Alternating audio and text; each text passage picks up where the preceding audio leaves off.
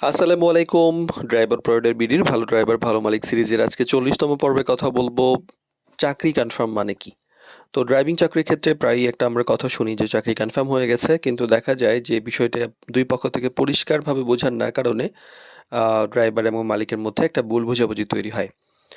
তো এর আগে আসলে বুঝে নেওয়া দরকার যে চাকরি কনফার্মটা মানে কি। আসলে এটাতে বোঝায় যে মালিক বা নিয়োগকারী চূড়ান্তভাবে সিদ্ধান্ত দিয়েছেন যে আপনি কাজটি করবেন এবং আপনি এই কাজটি গ্রহণ করেছেন। অর্থাৎ উভয় পক্ষ একমত হয়েছেন যে এই কাজটি আপনি করবেন এবং মালিক এই কাজের জন্য আপনাকে নিয়োগ দিয়েছেন। মূলত এটাকেই বলে যে চাকরি কনফার্ম হওয়া। তারপরে সত্যিকারের একটা কনফার্ম হওয়ার ব্যাপার থাকে। অনেক সময় ড্রাইভাররা মনে করেন যে ভাই বাবা তেজ ড্রাইভ হলেই হয়তো চাকরি কনফার্ম হয়ে গেছে। কিন্তু বাস্তবে চাকরি কনফার্ম তখনই হয় যখন মালিক স্পষ্টভাবে বলেন যে আপনি চাকরিটি শুরু করবেন, বেতন এবং ডিউটির বিষয়টা পরিষ্কার হয়, আবার কাজ শুরু করার একটা নির্দিষ্ট দিন বা তারিখ নির্ধারিত হয়। এই ৩ টে বিষয় স্পষ্ট হলে ধরে নেওয়া যায় যে চাকরিটা কনফার্ম হয়েছে।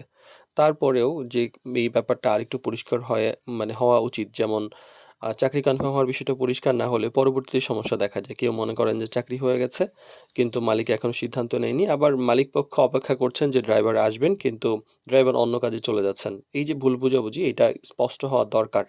আর অবশ্যই মিডিয়ার মাধ্যমে যদি চাকরি নেন তাহলে যেটা করবেন যে ভাইভা দিয়ে বা দেখা করে অবশ্যই মিডিয়াকে জানাবেন এবং মালিক হিসাবে অবশ্যই মিডিয়াকে জানাবেন যে আপনি ওনাকে কনফার্ম করতে চান বা চান না। তাহলে আমরা সুন্দর করে এটা ২ পক্ষকে জানিয়ে দেব এবং কনফার্ম করে নিব যেন নির্দিষ্ট সময়ে নির্দিষ্ট দিনে আ জয়েন করতে পারে।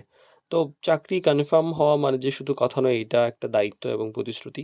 এটা কাজ শুরু করার আগে সব বিষয় পরিষ্কার করে নেওয়া, প্রতিশ্রুতি অনুযায়ী কাজ করা একজন পেশাদার ড্রাইভারের পরিচয়। তেমনই একজন মালিকেরও উচিত যে এই ব্যাপারগুলো সুন্দরভাবে পরিষ্কার করে তারপর নিয়োগ কনফার্ম করা।